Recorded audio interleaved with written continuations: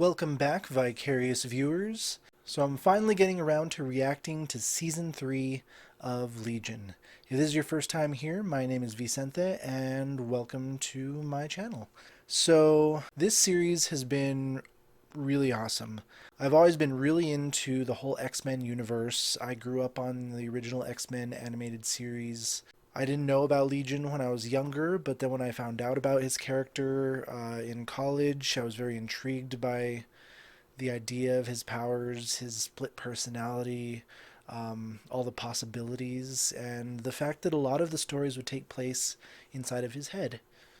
Season 1 was really him discovering that he's a mutant and figuring out his powers and his capability, and apparently other people knew before him, and realizing that he wasn't insane, he was just hearing everyone's voices, their thoughts, and he had an entity inside of him that was feeding off of his power and putting images in his head. And of course, at the end of the season, the Shadow King, they're able to extract him from his mind. Season 2, we really get to see more of what David is capable of. He, through some twisted form of guidance from Amal Farouk, he's able to really understand what he's capable of. But we don't know if that's a good thing or a bad thing. And the more he learns about his power, the more confident he becomes in his abilities to mold the world around him, because he has some serious reality bending abilities. Just the possibility of him dreaming or imagining or having a delusion of something has the potential to make that a reality. And it calls into question a lot of the things that possibly take place in his head. Are they really taking place now just because he's thinking of them? I love this line he says in the first season. "I'm insane, you idiots. You're all part of my delusion." And that means so much because they could be part of his delusion, but the fact that he's having a delusion makes them real, or has the potential to. But then what does someone with that much power do with it? Even if they're trying to do the right thing, they can try so hard to do the right thing that they think, oh, I can tweak this person, tweak that event. I can mold the world I want it for the greater good, but it's my perceived greater good, and they don't really see the damage they may be doing around them, or who they may be using or abusing to get to their ends. And that comes to a head with Sydney, his girlfriend, the love of his life. And she starts to see that he's not always using his powers in a benevolent or good way. And the tables begin to turn.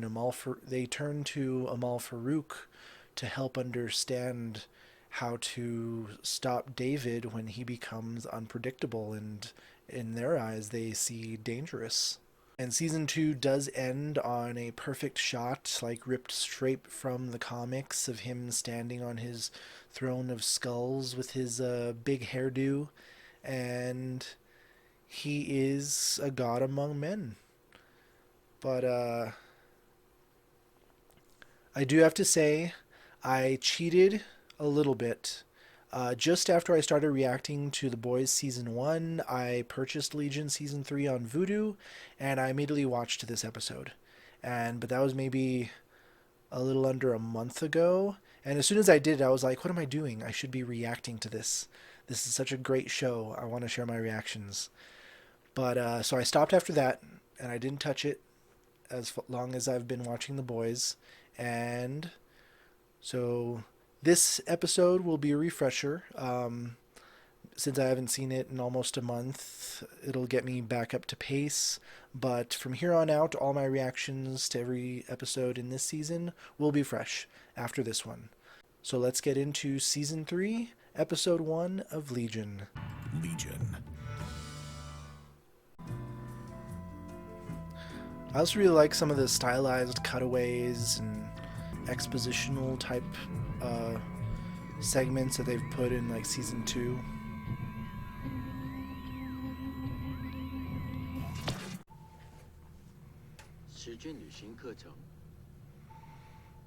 第13章，请记住，它是一种感觉。你学校工作的感上呢？没能过本都很好，跟以前一样。好吧，继续努力。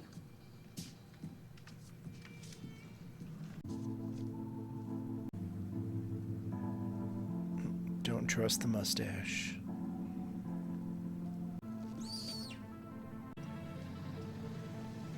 A screaming flower. I've always wondered about the extent of control for a lot of mutants, especially the really powerful ones.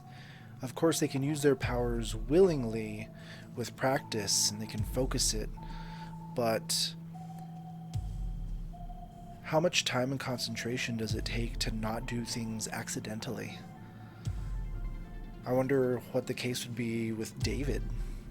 I wonder how many times she's listened to that tape about time travel. I'm sure the fear of causing some butterfly effect repercussions from having some accidental effect on time, it's got to be stress-inducing. Why is it blue? It's always blue.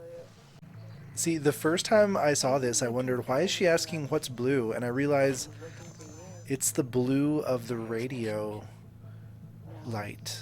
Now, this also plays into this theory I've kind of had about David's inadvertent effect on the world around him. Because in Season 1,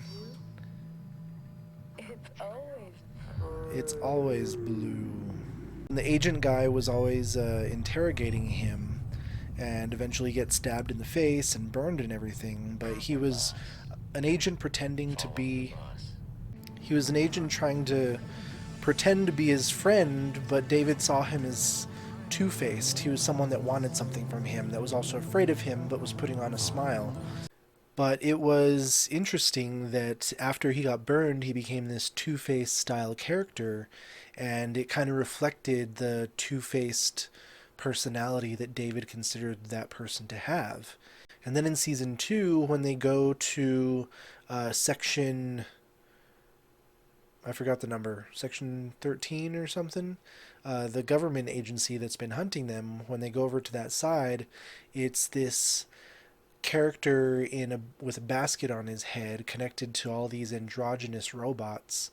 And I started to wonder, these are very far out there, outlandish type of characters.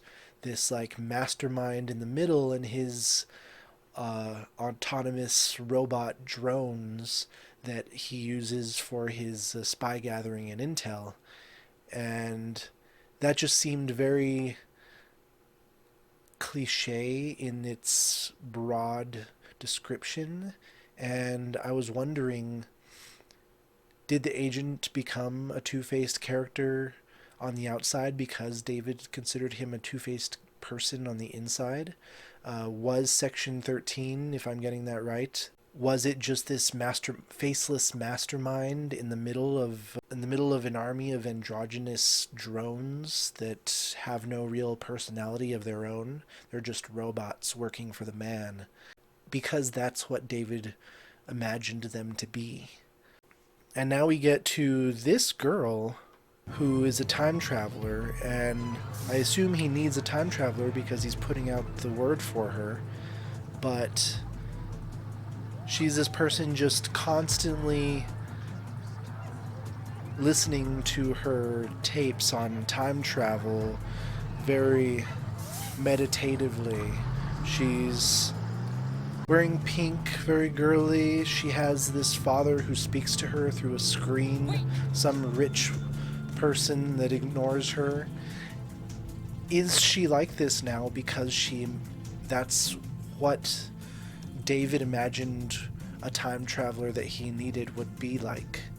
I remember when Lennie begins to show her own autonomy and wanting to get away from David's power, and she kind of has an existential crisis, like, did I ever truly exist as my own person before David made me what I am now? And I wonder, all of these characters, were they something before David either imagined them into existence or imagined what they were like, and they became that. That became their reality and the reality for everyone around them because David made it so. And that is a very intriguing and terrifying scope of power. He really begins to exercise some of that power when him and Amal Farouk are having his dance-offs in the club, affecting all these people, making them their little puppets. And here we see another display of his power. Having little games, little puzzles. Like, follow the clues. Are you smart enough? It's all a game to him now. And this is the kind of Legion I was hoping for. And then Lennie asking if that why the radio light was blue. It was blue because David was imagining a blue light on a radio, some old-time radio. Who has a radio like that anymore? And why would she have a radio like that anymore? Someone as tech-savvy and the daughter of someone of big industry. And I mean, I admit, like, I've been walking down campus or the street or something with my earbuds in, and do you ever play that music video in your head where you imagine people break out and dance? Maybe it's just me. But if you had the power to make that a reality, why wouldn't you? Give her some new duds. It's another thing I really liked about this show, the creative way that they've used their budget to convey the scope of these powers.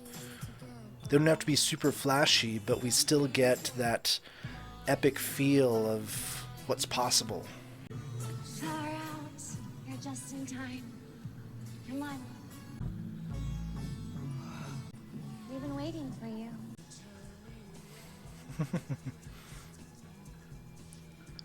It's the 60s every day, man.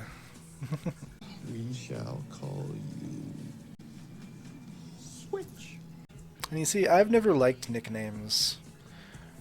I mean, like, some from, like, when I was a kid or from, like, school. Like, I guess they have a little nostalgia, and I let, like, a few close people still use them, but, like, when people always say, like, can I call you this instead of Vicente? I was like, fuck no, you can call me my name. But so many people butcher it. A simple test of her power. Leave her in there long enough that a normal person would need food, water, Her Majesty, the to breakfast not go queens. insane. But a time traveler can just zip right to it. Sorry for the wait. Was it awful? She is so good in this series.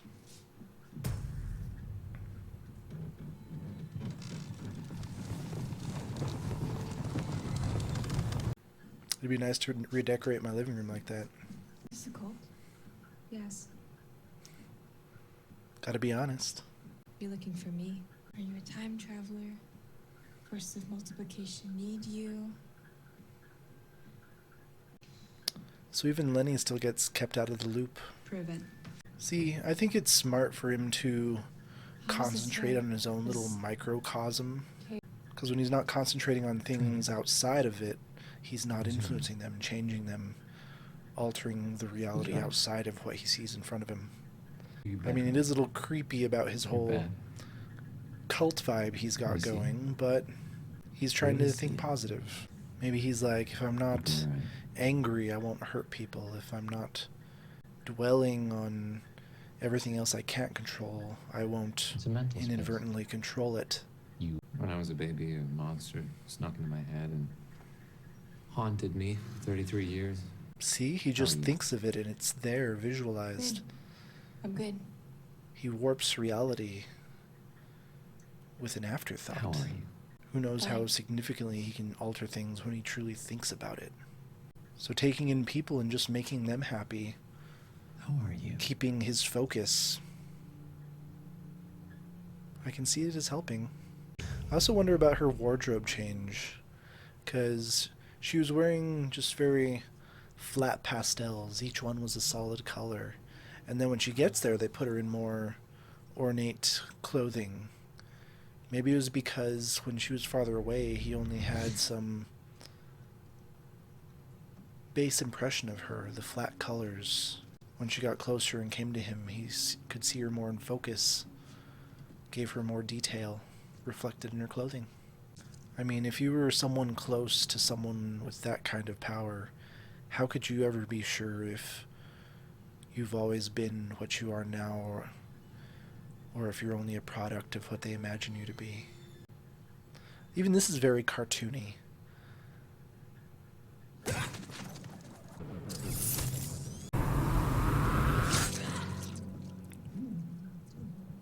Oh yeah.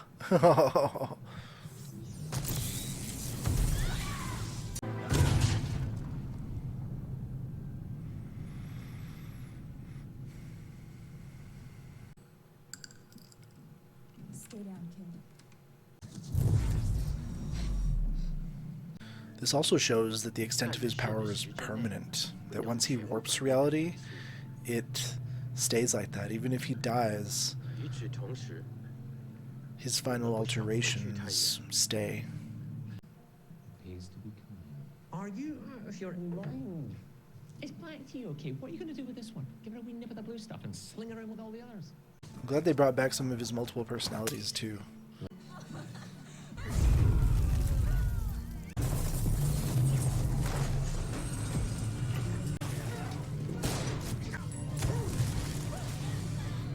There's Two-Face.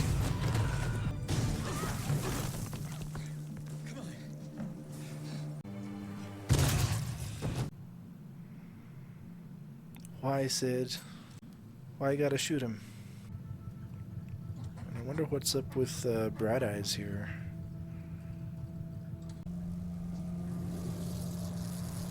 Time travel. Is it true that you're always women? He used to be easy to find. His power was so loud and no control. But now, Now he's controlling his power, keeping it contained in his little Is this a world, his mental home. space? you're helping him. Then why did she shoot him? You have seen this. Why does he have a mustache? I don't know. Because for some reason David thinks they've all got mustaches. I have to test his reflexes.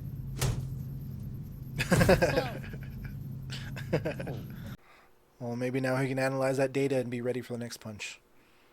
And the time traveler? Well, I guess if they just dropped the bomb, there would be no season 3. She can undo. Right, I'm gonna kill her too. I bet Amal Farouk's just laughing at himself. And I used to be the bad guy.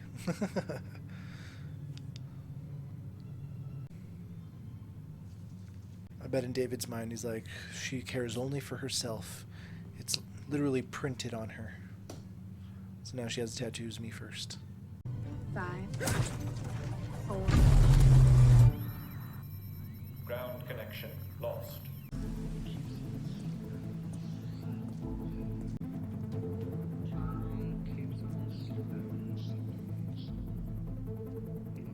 Into the future. Wait, was that her tooth? The time traveler? Because I don't think I remembered it the first time, but she was like feeling her tooth before. So time travel probably has a toll on her body. And she only has so many teeth. I'm excited for this season. He's definitely gotten a power boost. But Sid is out for blood. She wants him dead. But that was very interesting. And I am excited to see if they go into it more on the extent of his power. And is he changing reality in the world around him to this extent without knowing about it? Is it a good thing that he's just created his own little cult microcosm that he's concentrating on? Because in that respect, then he wouldn't be affecting everyone else and everything else outside of that. It'd be a way to contain his power if he was just happy by himself. Though his desire to seek out a time traveler shows some level of regret of wanting to go back to change things. Because even if he's trying to keep himself happy there, is it fulfilling enough for him?